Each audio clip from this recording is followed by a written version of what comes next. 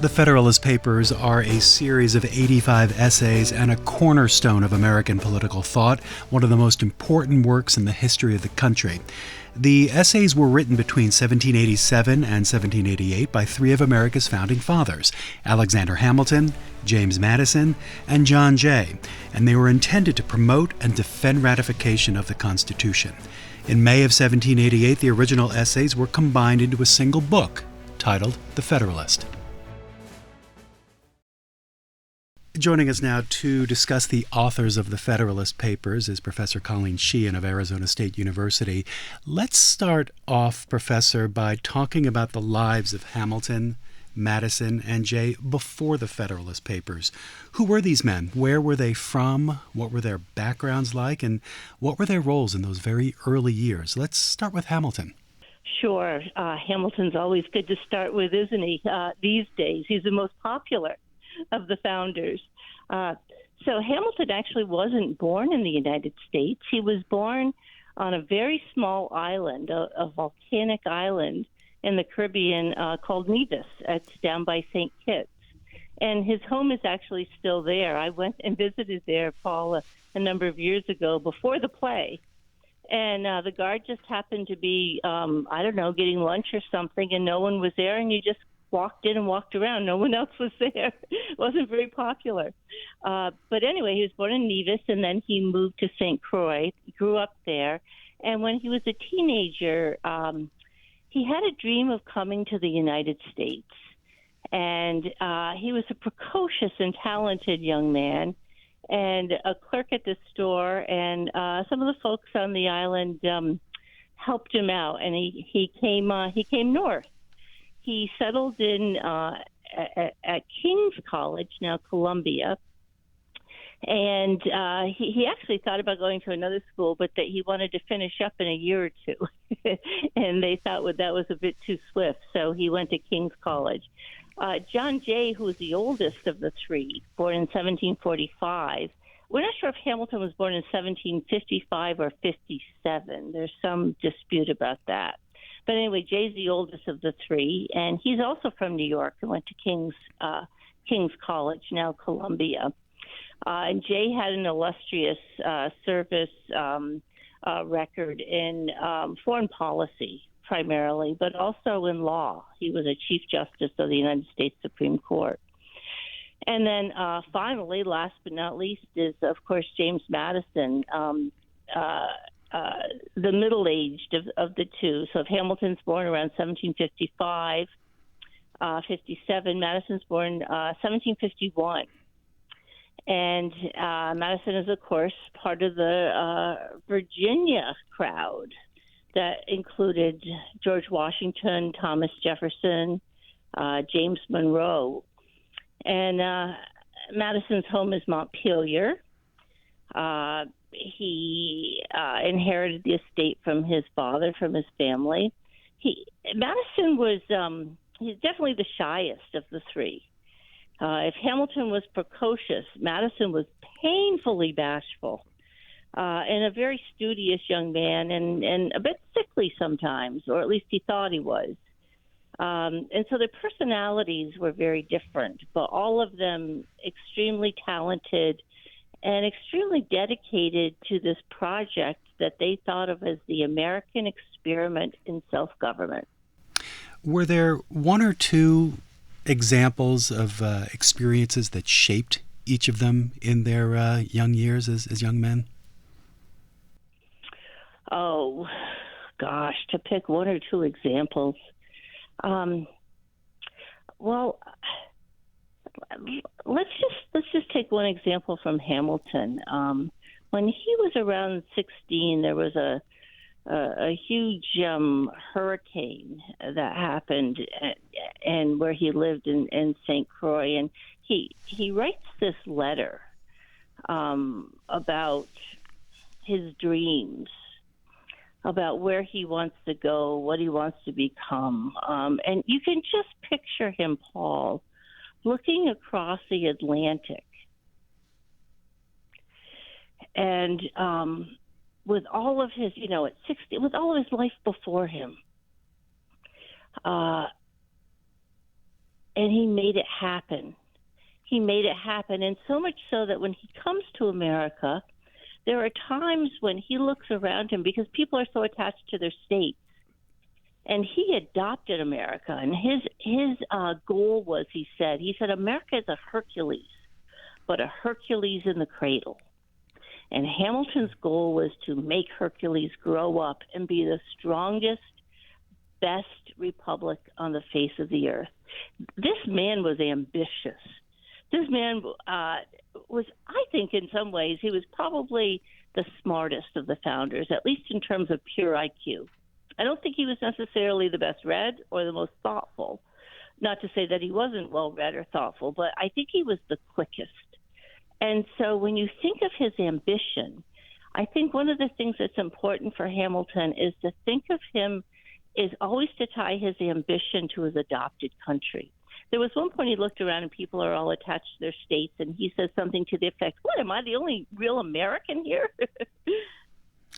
He identified with America. Thank you for that. Moving the story forward some years. So we know that Hamilton and Madison also took part in the Constitutional Convention. What impact did they have there? What were their roles? Well, Hamilton was there in the beginning and then left after a few weeks, but came back at the end and signed. His most famous contribution to the convention was his speech of June 18th. He spoke for that entire day. And it's an amazing speech. Sometimes it's thought of as a famous speech, sometimes as an infamous speech, because that's the speech in which he praises the British government and says that it's the British government, which of course is a monarchy, is the best government in the world. And he pushes for, what's often thought of as a high-toned form of government, an executive that would serve for life or during good behavior and those kinds of things. And that earned him in later years, after the formation of the new government, under the Constitution, when he was in the Washington administration as Secretary of the Treasury, he was often called a monocrat, that he was, not a true believer in government by the people, that he was attached to monarchy. He called that, absolutely ridiculous, that people were, it was, he said, well, that was those Jeffersonians, those people who danced to the tune of liberty and drunk too deeply from the well of French philosophy. So there was that whole battle going on between Hamilton thinking that Jefferson and Madison were too democratic, too much of a believer in the people to the extent where it could become mob-like, like the French Revolution.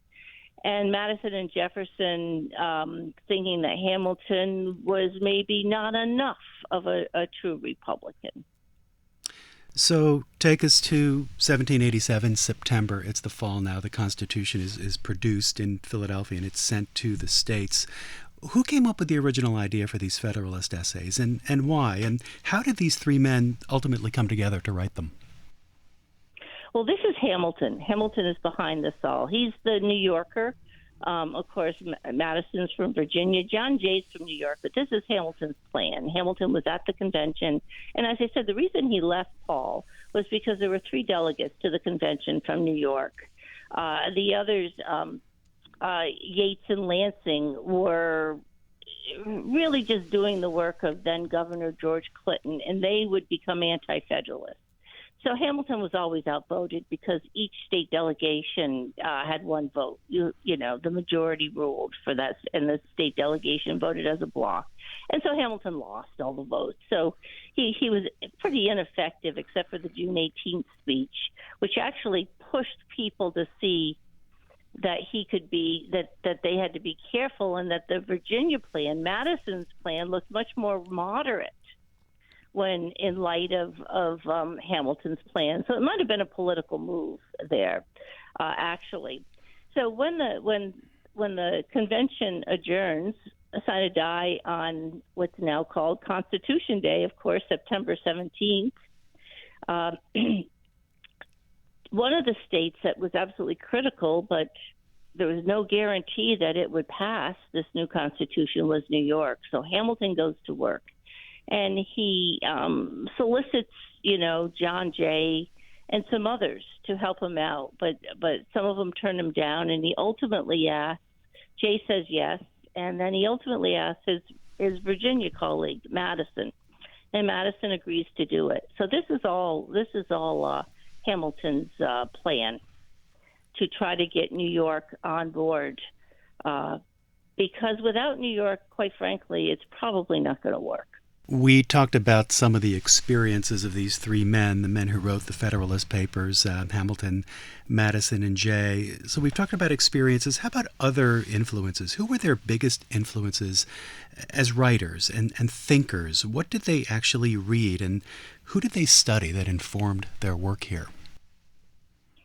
Well, these men were very well read, all of them. And in fact, I just recently did a project for the National Constitution Center on this very question. So let me just name, a few. I mean, Hamilton was particularly influenced by Alexander Pope, Jacques Necker, the Frenchman who was a minister of finance. But they all read the classics, the Greeks, the Romans. They had a genuine classical liberal education. They're studying languages and translating, oftentimes at the age of 11 and 12, Paul. This is just typical. And Madison is very well read. He reads in a number of languages. He ultimately goes to the College of New Jersey, now Princeton. And he's read, if you look at his writings, his notes on government that he wrote in 1791, for example, where he's trying to figure out the theory of republicanism to add on to the Federalist Papers, he's quoting Thucydides, Xenophon, Plato, Aristotle, Gibbon, Montesquieu, Robertson. The list just goes on and on. There's not much these guys didn't miss. As you read through some of these Federalist essays, Professor Sheehan, you look at the very first one, Federalist number 1, the very first part of it. It jumps right out at you. The very existence of the Union is at stake, Hamilton writes. Tell us more about the pressure that the country was under, the pressure that Hamilton, Madison, and Jay saw for the country. Yeah. This is a time when you see repeated in all the broadsides and pamphlets and newspapers that the eyes of the world are upon us. Liberty hangs in the balance. This is the great experiment in self-government, which, by the way, Paul, and I want to really emphasize this because we take this for granted today. It had really never worked before. Government by the people had been a failure. And Hamilton writes about that in Federalist number 9 when he says, look at the petty republics of ancient Greece and Rome. While there might be momentary rays of glory that break through the gloom, it's really just a history of failure after failure. And so in Federalist number 1, what he's really telling us is not only how critical this is, but what it would mean if we could actually do this.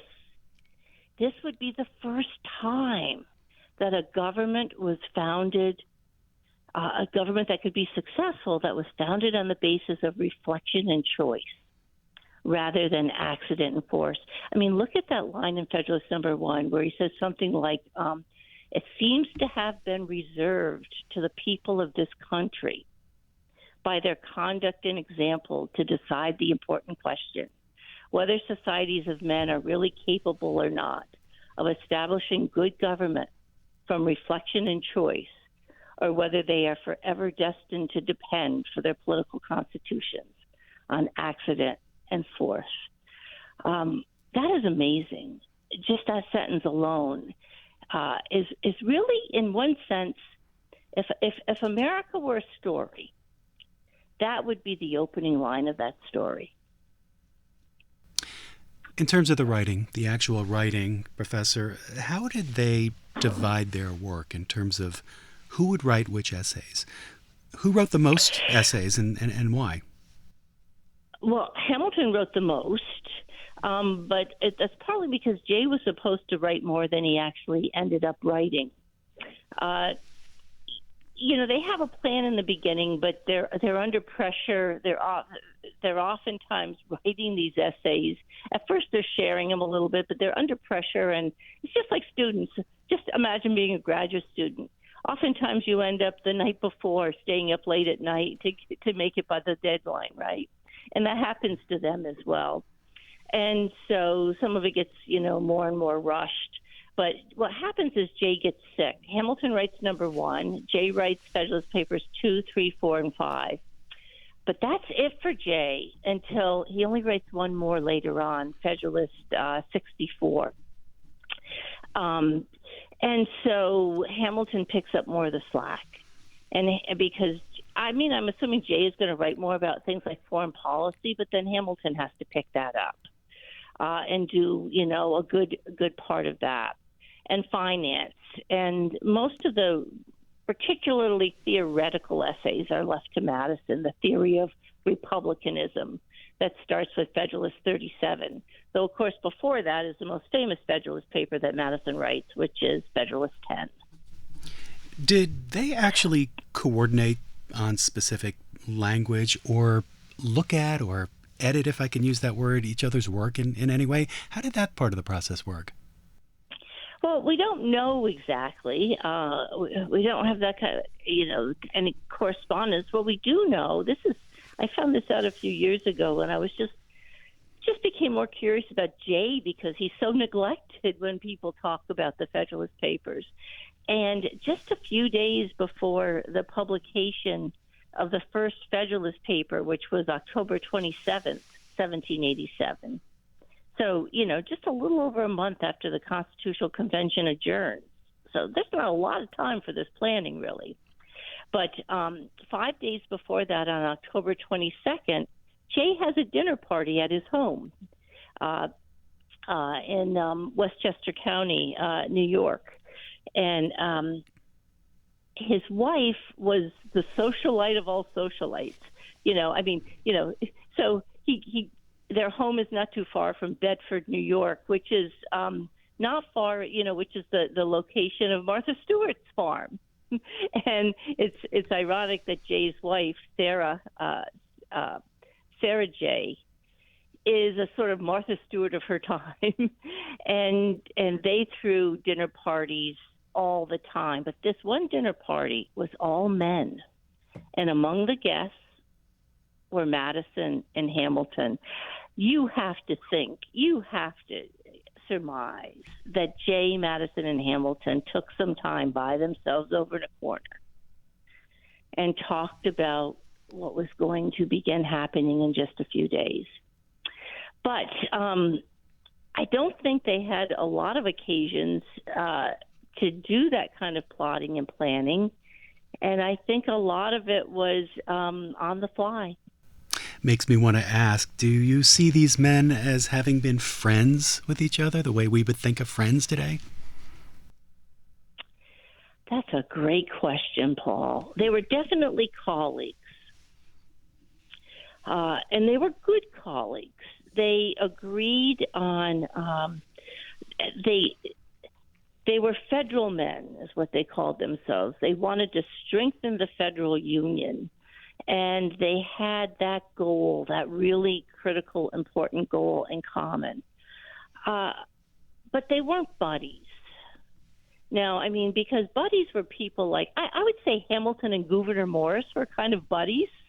They had an incredible, they would dare each other. This is that famous dare that Hamilton makes to Gouverneur Morris that involves George Washington.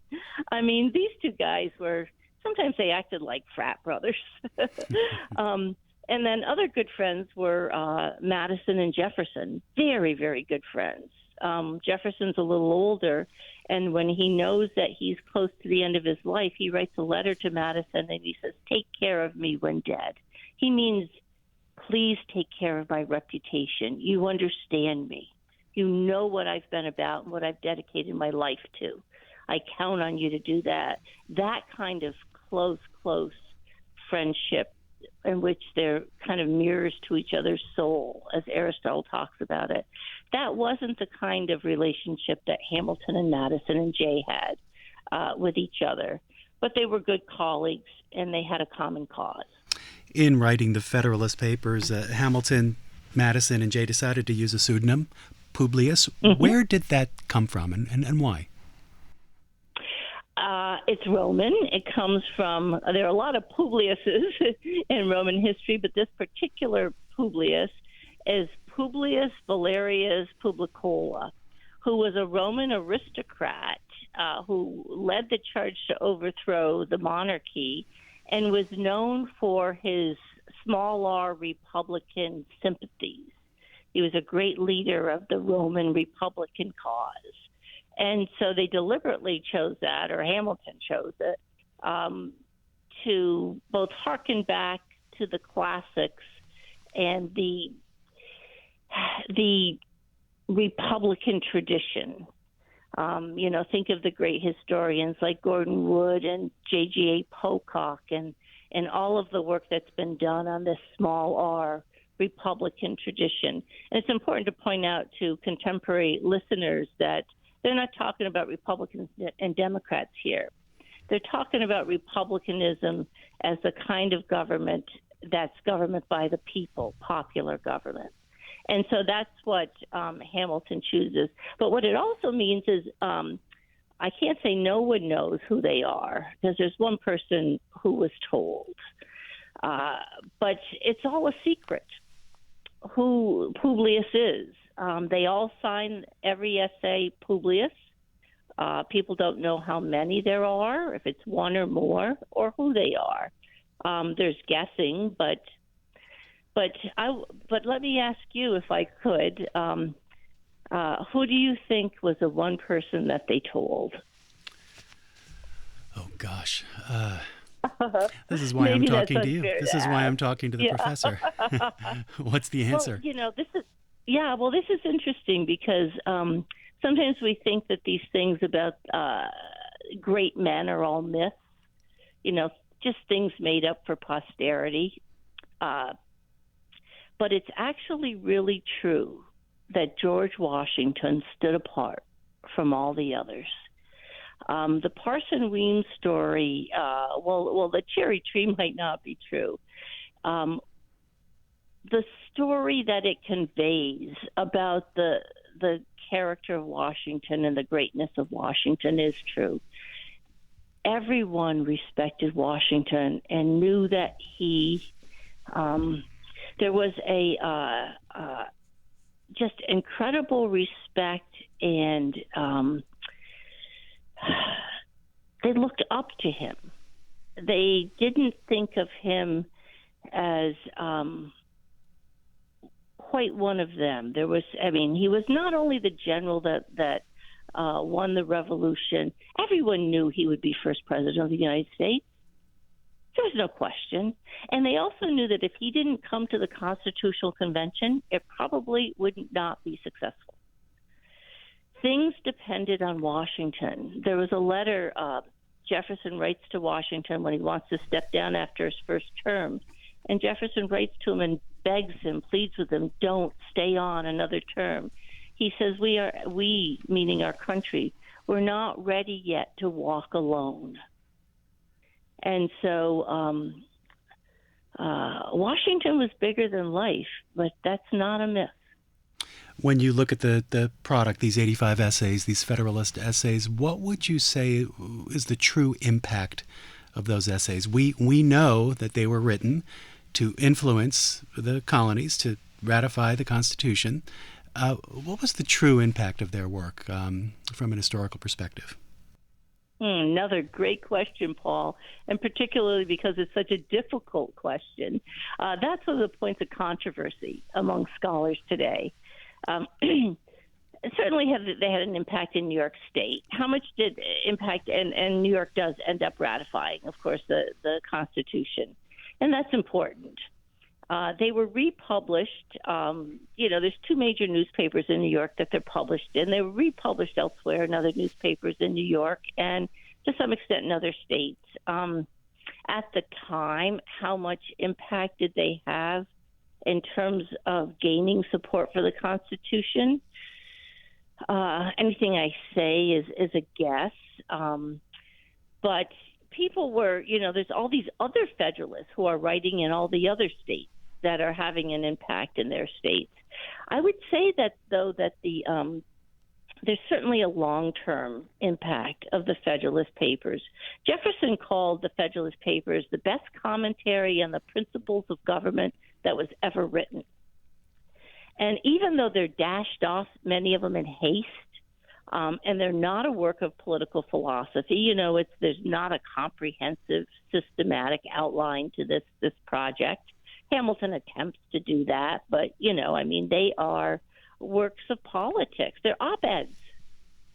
But for op-eds, they're pretty darn impressive in terms of the ideas that they deal with and the level of thoughtfulness about popular government, Republican government.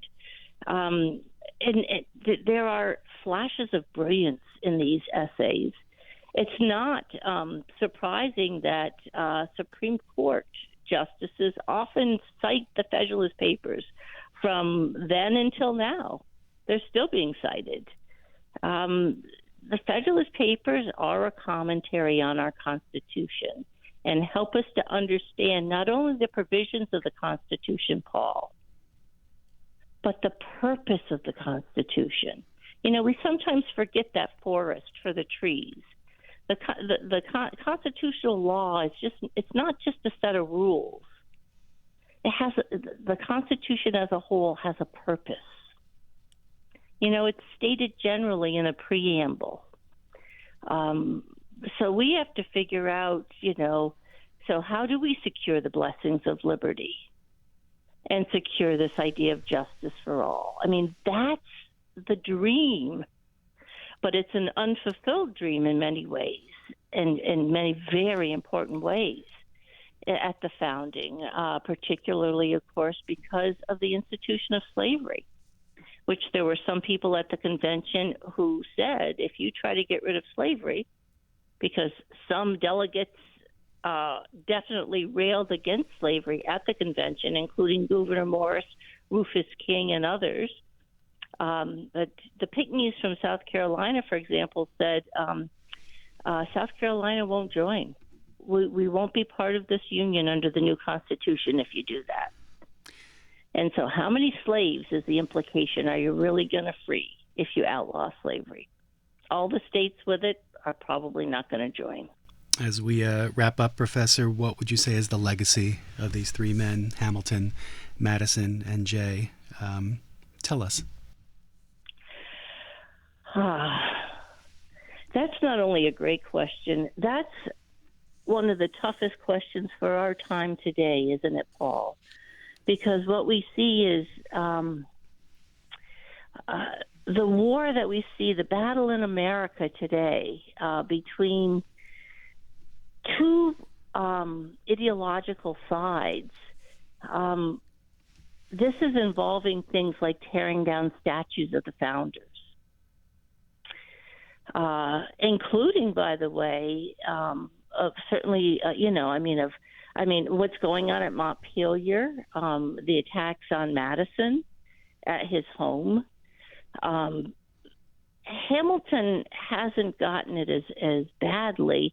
Certainly Jefferson is the brunt of a lot of this, and there's a better reason for that. But of course, these men were not perfect.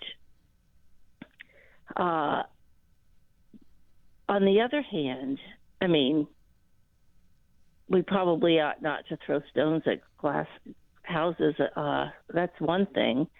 But it's also, I think, the most important legacy is that they looked at this land that Robert Frost called artless, unstoried, unenhanced, and they had a vision for what it could become. And they sacrificed a great, great part of their lives to try to set the stage